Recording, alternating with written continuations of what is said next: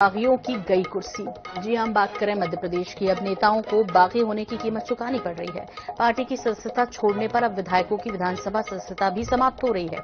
विधानसभा सचिवालय ने 2 विधायक सचिन बिड़ला और नारायण त्रिपाठी की सदस्यता समाप्त कर दी है। सचिन बिड़ला कांग्रेस से बागी होकर चुनाव लड़े थे, वहीं नारायण त्रिपाठी भाजपा से बागी होकर चुनाव लड़े। मैहर से नारायण त्रिपाठी और बड़वाह से सचिन बिड़ला विधायक थे। हालांकि अब ना तो सत्ता पर इसका कोई असर पड़ेगा और न ही कांग्रेस पर, क्योंकि चुनाव हो चुके हैं और वर्तमान विधानसभा का कोई सत्र भी नहीं होना है। और अब सीधे रुख कर लेते हैं राजधानी भोपाल का, जहां पर हमारे सहयोगी प्रदीप तलरेजा हमारे साथ जुड़ गए हैं। प्रदीप, आपसे समझना चाहेंगे कि अब यदि आप बागी हुए हैं तो कीमत तो चुकानी ही पड़ेगी और सिलसिला शुरू हो गया।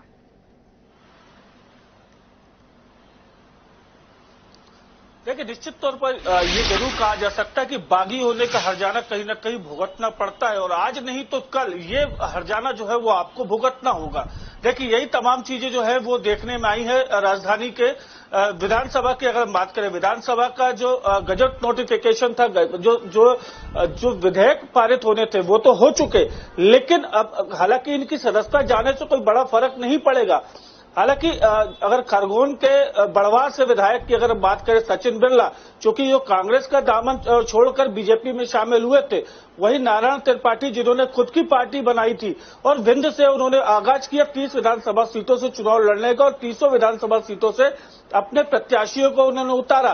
देखिए, एक नियम होता है किसी भी विधानसभा के अंदर कि अगर आप बागी होते हैं या किसी दूसरे दल में आप शामिल होते हैं तो आपकी सदस्यता बहाल की जाती है। सदस्यता बहाल होने के बाद में आपको उपचुनाव का सामना करना पड़ता है। लेकिन चुनाव से ठीक पहले जब सचिन बिड़ला ने ये किया था कि उन्होंने कांग्रेस का दामन छोड़ के बीजेपी को अपनाया था। हालांकि अटकलें काफी लंबे समय से थी, 1.5 साल से ज्यादा का समय था जब सचिन बिड़ला लगातार बीजेपी के तमाम बड़े नेताओं के संपर्क में देखे गए थे, लेकिन किसी प्रकार की कार्रवाई नहीं की जाए, चूंकि उन्होंने खुलकर इस बात को नहीं कहा था कि वो कांग्रेस छोड़कर बीजेपी में जाएंगे।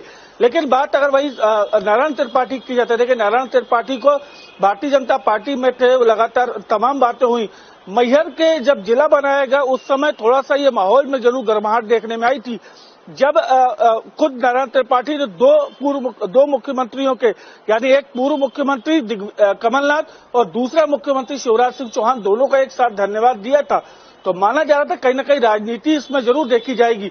देखिए, उसको देखने के बाद में नारायण त्रिपाठी का जो टिकट था वो मैहर से काट दिया बीजेपी ने। ऐसे में अब वो जरूर बागी हुए, उन्होंने खुद की पार्टी बनाई।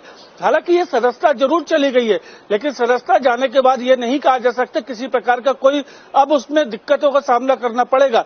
हालांकि सदस्यता गई, उसको लिए सचिवालय ने बाकायदा इसके लिए जो सूची है वो जारी की और दोनों को ही कहीं न कहीं उससे बहाल कर दिया गया।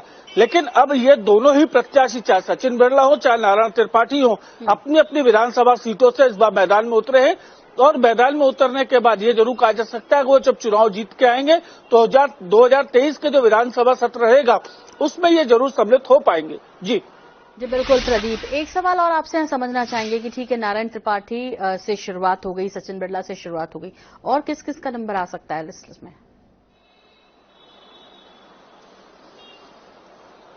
लेकिन निश्चित तौर पर जरूर कहा जा सकता है कि सचिन बिड़ला और नारायण त्रिपाठी के जाने के बाद कई ऐसे नेता हैं जो अभी कुछ दिन पहले जो है उन्होंने भारतीय जनता पार्टी या कांग्रेस का दामन छोड़ के अन्य दलों में कहीं न कहीं इसकी सदस्यता ली है। कुछ और भी ऐसे विधायक हैं जो निकल कर आएंगे, लेकिन हालांकि वो निर्दलीय होकर या बसपा सपा के सहयोग से या आम आदमी पार्टी के सहयोग से मैदान में उतर चुके हैं। हालांकि इन लोगों के नामों को लेकर भी बहुत जल्दी ही जो है खुलासा हो सकता है।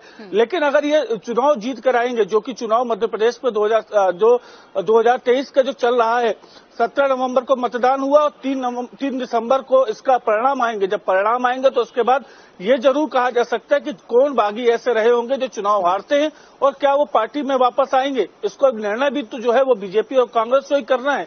लेकिन ये बात स्पष्ट है कि अगर वो बागी होकर मैदान में उतरे तो कहीं ना कहीं आने वाले समय में इनको सदन से बाहर का भी रास्ता जो है वो भी देखना पड़ सकता है। जी बिल्कुल, लेकिन अभी प्रदीप फिलहाल तो ये देखना दिलचस्प हो गया कि 3 दिसंबर को बहुत कम वक्त बचा है और इसमें अब कौन कौन बाहर हो रहे हैं सदन से, क्योंकि जाहिर तौर पर जीतेंगे तभी सदन में जा पाएंगे। बागी तो अलग बात, जो फिलहाल ईमानदारी के साथ अपना धर्म निभाते रहे, अपना पार्टी धर्म निभाते भी रहे, उन्हें जनता कितना भरोसा कर रही है देखना दिलचस्प होगा। फिलहाल बहुत धन्यवाद, बहुत शुक्रिया तमाम जानकारी के लिए आपका। और अब